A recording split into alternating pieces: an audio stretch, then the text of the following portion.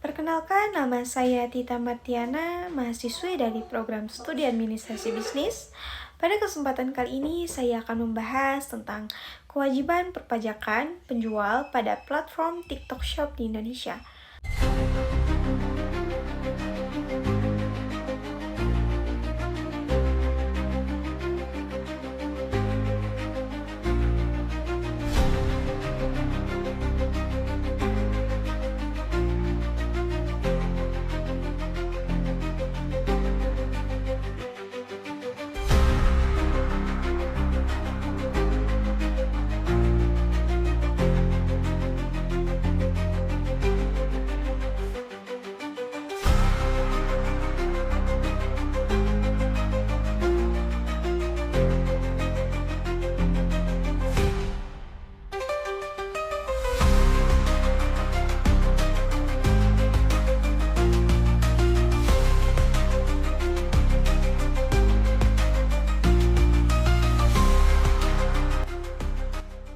Mengapa saya membahas topik ini?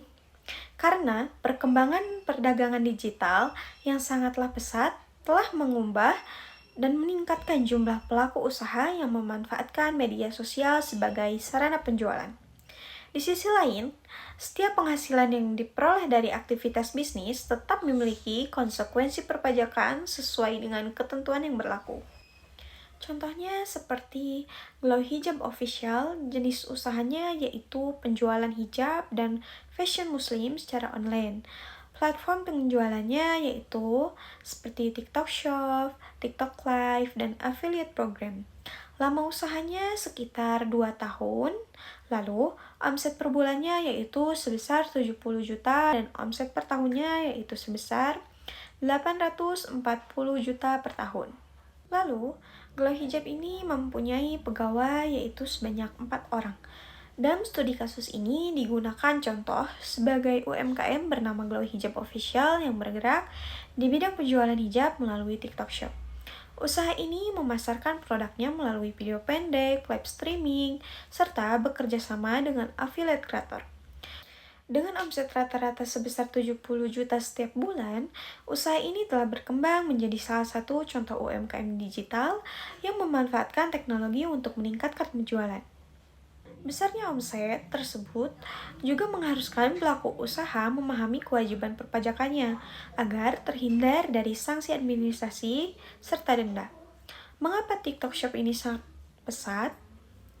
Karena TikTok ini mempunyai fitur seperti live shopping, affiliate marketing, lalu video pendek, pembayaran digital, dan pengiriman terintegrasi. Jumlah pengguna TikTok di Indonesia sangat besar sehingga menjadi peluang bisnis.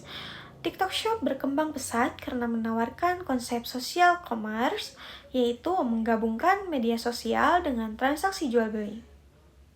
Konsumen dapat langsung membeli produk ketika melihat video atau share langsung tanpa berpindah aplikasi. Selain itu, adanya affiliate marketing membuat promosi produk menjadi lebih luas, sehingga meningkatkan penjualan UMKM. Namun demikian, setiap transaksi yang menghasilkan keuntungan tetap merupakan objek pajak sesuai ketentuan perpajakan di Indonesia. Namun, di sisi lain, penjual TikTok Shop harus memiliki kewajiban seperti memiliki NPWP, tapi itu juga ketika memenuhi ketentuan.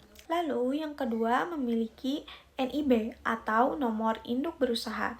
Lalu yang ketiga membayar pajak penghasilan atau yang disebut dengan PPh. Lalu melaporkan SPT tahunan dan memungut PPN apabila telah dikukuhkan sebagai pengusaha kena pajak sesuai dengan ketentuan yang berlaku.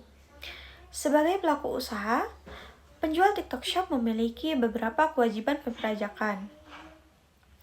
Yang pertama adalah mendaftarkan diri sebagai wajib pajak apabila telah memenuhi ketentuan administrasi perpajakan. Selanjutnya, pelaku usaha wajib melakukan pencatatan transaksi sebagai dasar perhitungan pajak. Selain itu, setiap tahun wajib menyampaikan surat pemberitahuan atau SPT tahunan. Apabila telah memenuhi persyaratan sebagai pengusaha kena pajak, maka pelaku usaha juga memiliki kewajiban terkait pajak pertambahan nilai atau yang disebut dengan PPN, sesuai dengan peraturan yang berlaku. Jenis pajak yang berkaitan yaitu yang ke-1 ada pajak penghasilan jika toko atau penjual memiliki keuntungan usaha. Lalu yang kedua, pajak pertambahan nilai atau PPN berlaku jika telah menjadi PKP. Lalu yang ketiga, pajak penghasilan pasal 21 apabila memiliki karyawan. Lalu yang keempat, pajak penghasilan pasal 23. Jika menggunakan jasa tertentu yang menjadi objek PPh pasal 23. Dalam operasional TikTok Shop terdapat beberapa jenis yang perlu diperhatikan. Pajak utama adalah pajak penghasilan atas laba usaha. Selain itu, apabila usaha telah dikukuhkan sebagai PKP, maka terdapat kewajiban terkait PPN. Jika usaha memiliki pegawai tetap, terdapat pula kewajiban PPh pasal 23 atas penghasilan pegawai sesuai ketentuan yang berlaku. Maka dari itu, mari kita coba analisis dan simulasi perhitungan pajak. Misalnya, omset bulanan yaitu sebesar 70 juta rupiah, lalu omset tahunan yaitu sebesar 840 juta rupiah. Ada juga biaya operasional seperti pembelian barang, gaji pegawai, ongkos kirim, iklan TikTok, lalu seperti komisi afiliat. Laba bersih misalnya yaitu sebesar 240 juta per tahun. Pajak dihitung berdasarkan ketentuan perpajakan yang berlaku dan status wajib pajak. Besaran pajak dapat berbeda tergantung skema dan regulasi yang diterapkan. Untuk memahami kewajiban perpajakan, kita menggunakan simulasi sederhana. Misalnya, omset usaha mencapai sebesar 70 juta per bulan atau 840 juta per tahun. Dari omset tersebut dikurangi berbagai biaya operasional sehingga diperoleh laba bersih.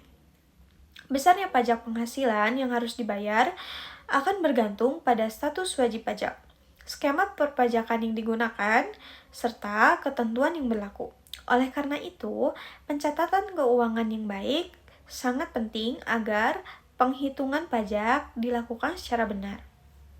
Selain itu, apabila usaha memenuhi syarat sebagai PKP, maka transaksi yang dikenai PPN harus dikelola sesuai dengan ketentuan administrasi perpajakan.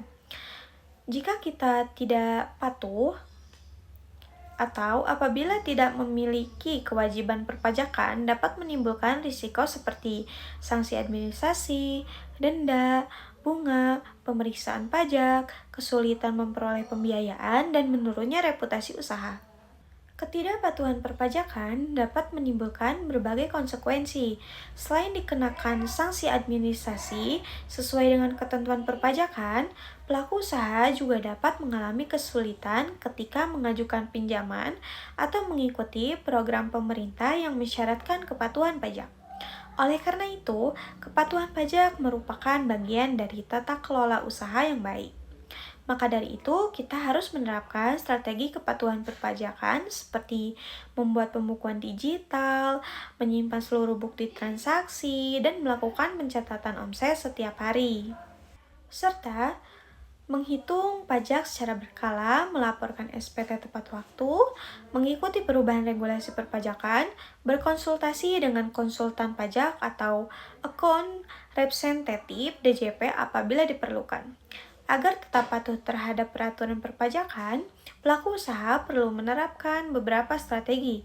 Yang pertama yaitu melakukan pembukuan secara digital sehingga seluruh transaksi terdokumentasi dengan baik.